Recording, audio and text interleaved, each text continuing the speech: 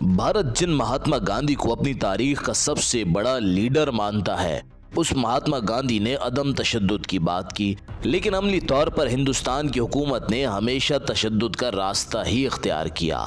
70 سال سے زائد کا عرصہ گزر جانے کے بعد بھی حکومت ہندوستان نے کشمیریوں کو ان کا جائز حق نہ دیا اور ان کی زمین پر گھس بیٹھیا بن کر دندناتا رہا۔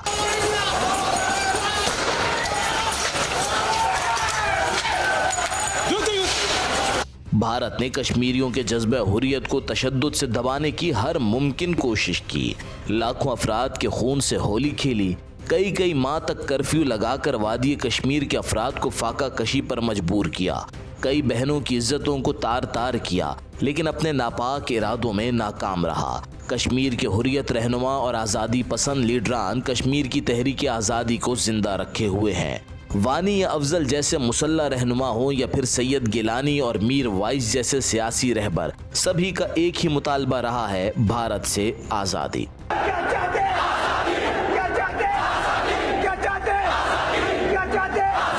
انہی حریت رہنماؤں میں ایک نام یاسین ملک کا بھی ہے۔ 1985 میں یاسین کو پہلی بار بھارتی جیل بھیجا گیا۔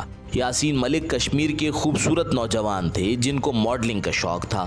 ایسے نوجوان کو آخر جیل کیوں بھیجا گیا؟ یاسین کا جرم صرف اتنا تھا کہ انہوں نے اور ان کے دوستوں نے پرامن طور پر کشمیر کی آزادی کے لیے آواز اٹھائی تھی۔ انہوں نے ایک اسٹیکر چھاپا جس پر لکھا تھا انڈیپینڈنٹ کشمیر، جس کی پاداش میں انہیں جیل بھیج دیا گیا۔ 1.5 ماہ بعد جیل سے باہر آنے پر یاسین اور ان کے ساتھیوں نے کشمیر کی آزادی کے لیے باقاعدہ جدوجہد شروع کرنے کا فیصلہ کیا۔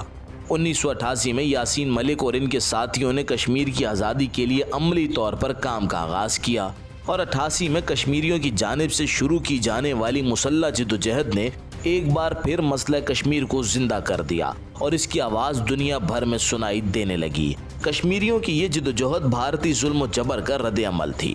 11ویں جماعت میں گرفتار ہونے والے طالب علم اب 3 سال بعد بھارتی حکومت کے لیے ایک بڑا مسئلہ بن چکے تھے۔ کشمیر کی مسلح جدوجہد کو کنٹرول کرنا بھارت کے لیے انتہائی مشکل ہو گیا تھا۔ اسی جدوجہد کے دوران ایک روز یاسین ملک اور ان کے ساتھی ایک مکان میں تھے۔ پورے کشمیر میں کرفیو لگ چکا تھا۔ وہ جس ہائیڈ میں تھے اس پر بارڈر سیکیورٹی فورس نے حملہ کر دیا تھا۔ اس وقت یاسین ملک 5ویں منزل پر تھے۔ انہوں نے خود کو غاصب فورس کے حوالے کرنے کے بجائے 5ویں منزل سے چھلانگ لگا دی۔ اس واقعے میں یاسین ملک بے پناہ زخمی ہوئے، وہ کوما میں چلے گئے۔ ان کی موت کا اعلان بھی کر دیا گیا، لیکن اللہ نے انہیں بچا لیا۔ اس جدوجہد کے دوران یاسین 200 سے زیادہ دفعہ جیل گئے۔ انہوں نے 10 سال سے زیادہ کا عرصہ جیل میں گزارا۔ جیل میں یاسین ملک پر بے پناہ تشدد کیا گیا۔ یاسین ملک کو دلی کی جیل کے ڈیتھ سیل میں بھی 7 ماہ تک قید کیا گیا اور ان پر ظلم کے پہاڑ ڈھائے گئے۔ یاسین ملک کو 1 سال آگرہ سینٹرل جیل میں پاگلوں کے ساتھ رکھا گیا۔ یاسین ملک کو ہندوستان کی بدنام زمانہ جیل راجستھان میں بھی 9 ماہ تک رکھا گیا۔ 1994 میں یاسین ملک نے مسلح جدوجہد کو ترک کیا اور انہوں نے کشمیر کے مسئلے کے لیے سیاسی تحریک کا آغاز کیا۔ انہوں نے ہندوستان کے لوگوں میں بھی یہ شعور اجاگر کرنے کی کوشش کی کہ کشمیری بھارت سے آزادی چاہتے ہیں۔ ان کی جماعت جموں کشمیر لبریشن فرنٹ کا موقف ہے کہ کشمیر کا فیصلہ کشمیریوں کی مرضی کے مطابق کیا جائے۔ مسلح جدوجہد چھوڑ دینے کے بعد بھی یاسین ملک پر بھارتی مظالم جاری رہے، جو اس بات کا ثبوت ہے کہ بھارت کو آزادی کا نام کسی شکل میں بھی پسند نہیں۔ یاسین ملک پر سیاسی جدوجہد کے دوران 7 بار جان لیوا حملے ہوئے۔ انہیں کئی بار گرفتار کر کے تشدد کا نشانہ بنایا گیا اور کئی دفعہ تو انہیں مردہ سمجھ کر اسپتال بھیج دیا گیا، لیکن جسے اللہ رکھے اسے کون چکھے۔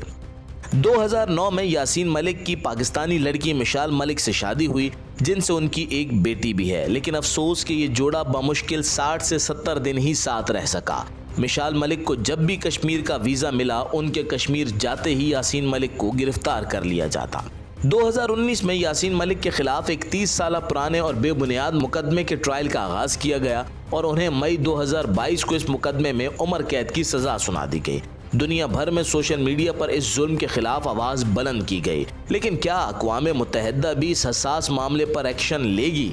یہ ہمیشہ کی طرح خاموش تماشائی کا کردار ہی ادا ہوگا۔